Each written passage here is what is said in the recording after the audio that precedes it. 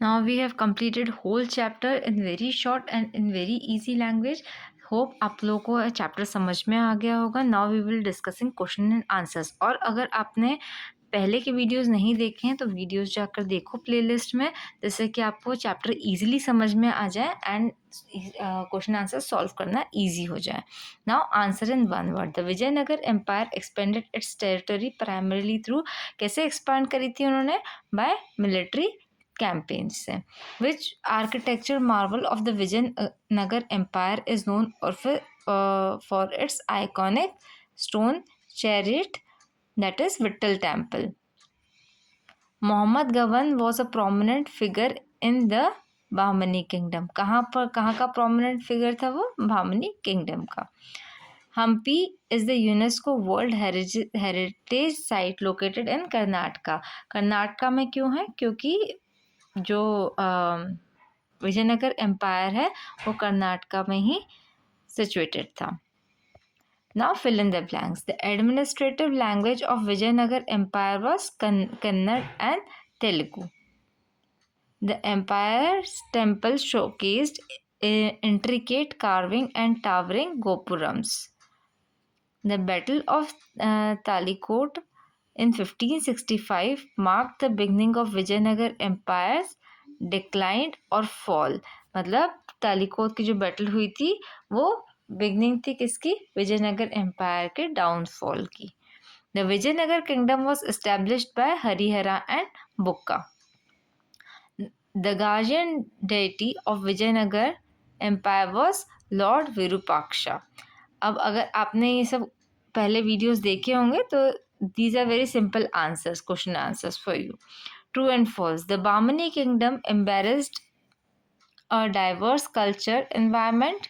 True. The Vijayanagar Empire faced invasion from Deccan Sultanates. True.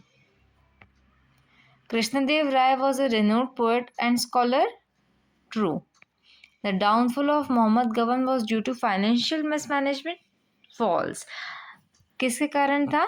कि his downfall occurred due to the false accusation made by jealous nobles which led to his accusation. मतलब कि जो उससे jealous होते थे, जो लोग जो करप्टेड थे नोबल्स और जो उससे जेलस होते थे, उन्होंने उसके बारे में फॉल्स बातें कही कि ये गलत है, ये ऐसा है, मतलब he is not doing well, और ऐसी बातें कही जिसके कारण उसे वहाँ से एग्जीक्यूट करना पड़ा था. Okay. Hampi is the UNESCO World Heritage Site. True. Now short answer question. What causes the disintegration of Tughlaq Empire? ये हमने फर्स्ट पार्ट में, वीडियो के फर्स्ट पार्ट में हमने पढ़ा था. The Tughlaq empire disintegration due to weak successors of Firoz Khan Shah. किससे? Weak successors जो थे फिरोज शाह के, उसके कारण. Over extension of the empire. जब एम्पायर बड़ा हो गया, हमने पढ़ा था पहले भी कि जब एम्पायर का ओवर एक्सटेंशन हो गया था तो कोई संभाल नहीं पा रहा था. And frequent rebellions by the governors. Rebellions मतलब बगावत हो गई थी गवर्नर्स की. Then the invasion of Timur and the rise of independent regional kingdoms. और क्या हुआ? तैमूर का इन्वेजन हुआ जिसके कारण उनको हार माननी पड़ी. और क्या हुआ? इंडिपेंडेंट रीजनल किंगडम्स राइज होने लगे. नाउ हु वाज कृष्णदेव राय? ये हमने पार्ट थर्ड में पढ़ा है कि कृष्णदेव राय की हमने केस स्टडी पढ़ी है पार्ट थर्ड में, तो प्लेलिस्ट में जाओ और वॉच करो. Krishnadeva Raya was the greatest ruler of Vijayanagar empire. He ruled from 1509 to 1529 CE, and his reign is known as the golden age of the empire due to peace, prosperity, and cultural growth. Now, how did Vijayanagar and Bahmani kingdom rise to power? Vijayanagar and Bahmani kingdom rose to power after the decline of Tughlaq empire. किसके कारण रोज हुआ? अपने first part में पढ़ा था कि decline due to the power rise कैसे हुआ? Decline of the Tughlaq empire. Now, weak central control allow local rulers to declare independence and establish powerful regional kingdom to Deccan. Now, who was Muhammad Gawan? ये हमने fourth rulers वाले part में पढ़ा है। मोहम्मद गवन was the most capable prime minister of the Bahmani kingdom. He was an able minister, military commander, and patron to education. Patron of education, famous for building the madrasa at Bidar. Who was the founder of Bahmani kingdom? ना Bamni kingdom का founder कौन था? It was founded by Alauddin Hasan Shah Bahman, also known as the Hassan Gangu, in 1347 CE. Okay. Now long answer. Explain the decline of the Bahmani kingdom. Highlight internal and external factors. ये हमने इससे पहले वाले video में पढ़ा है कि डिक्लाइन कैसे हुआ. The Bahmani kingdom decline due to the both internal and external causes. Internal क्या है? जो अंदर ही अंदर कॉन्फ्लिक्ट्स चल रहे थे वो, और एक्सटर्नल मतलब बाहर से, लाइक वॉर्स होते थे, दूसरे किंगडम्स के साथ वॉर होते थे वो. ओके. इंटरनल फैक्टर क्या थे कि later kings were weak and insufficient. बाद के जो किंग्स थे वो वीक और इनसफिशिएंट थे. Okay. These were constant conflict among nobles, specially between Deccanis and Afaqis. इन दोनों के बीच में कॉन्फ्लिक्ट बहुत ज़्यादा चलते थे. नाउ डेथ ऑफ मोहम्मद गवन. सबसे मोस्ट इम्पॉर्टेंट पॉइंट तो यही है कि जब मोहम्मद गवन डेथ हुई, जब डेथ ऑफ मोहम्मद गवन, सबसे ज़्यादा इम्पॉर्टेंट पॉइंट है कि जब सबसे ज़्यादा वीकेंड एडमिनिस्ट्रेशन कब हुआ? After the death of Mohammad Gawan. Now corruption and lack of unity. और यूनिटी नहीं थी. क्यों? क्योंकि उनके बीच में कॉन्फ्लिक्ट चलते थे, तो लैक ऑफ यूनिटी थी, जिसके कारण उनका किंगडम्स डिवाइड हो गए थे. वी हैव रेड कि अब 5 सल्तनट्स में डिवाइड हुए थे, 5 सल्तनट्स में डिवाइड हुए थे. और एक्सटर्नल फैक्टर क्या थे कि हमने भी पढ़ा था पहले कि continuous war with the Vijayanagar empire, है ना, जिसके कारण उनके जो मनी था और सब खत्म होने लग गए थे, soldiers money. Constant military pressure weakened the state. और मिलिट्री प्रेशर के कारण धीरे धीरे स्टेट वीक होता गया. Due to these reason by 1527 CE the Bahmani kingdom broke into the 5 independent sultanates leading to its complete decline. और क्या हुआ कि 5 सल्तनट्स में वो डिवाइड हो गया और इसके कारण उसकी कंप्लीट डिक्लाइनेशन हो गई. Okay. Now describe the administrative system of Vijayanagar Empire and its significance.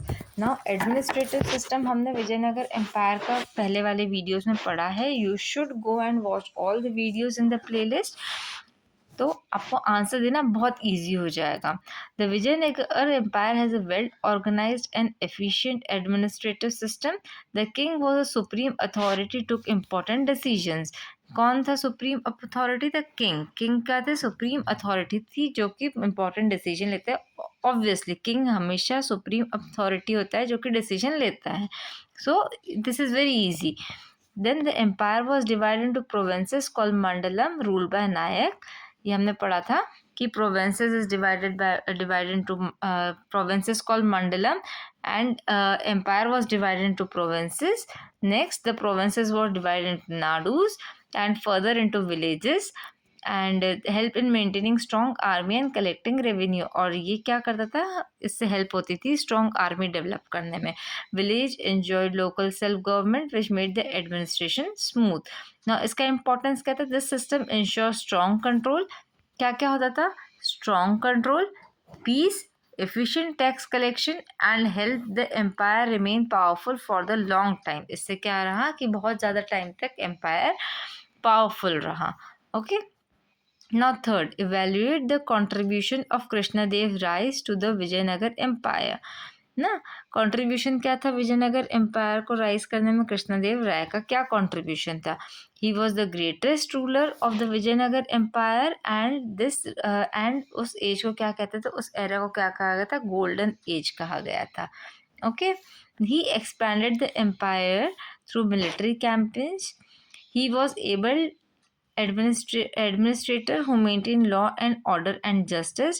He encouraged agriculture by building irrigation tanks and canals. क्या करा? एग्रीकल्चर को एनकरेज करा. और क्या बिल्ड कैसे करा एग्रीकल्चर को encourage? By building tanks and canals. ठीक है. Then he was a great patron and art and literature and wrote Amuktamalyada Under his rule, Hampi became a center trade, culture, and architecture. Thus, Krishnadev Rai made the Vijayanagar Empire strong, prosperous, and culturally rich. Now, if these notes help you, please like the video. Okay, thank you. And playlist please पूरी देखो जिससे कि आपको answers easy हो जाए. जैसे कि अगर बीच में से भी क्वेश्चन पूछा जाए तो आप इजीली आंसर दे सकें. Thank you.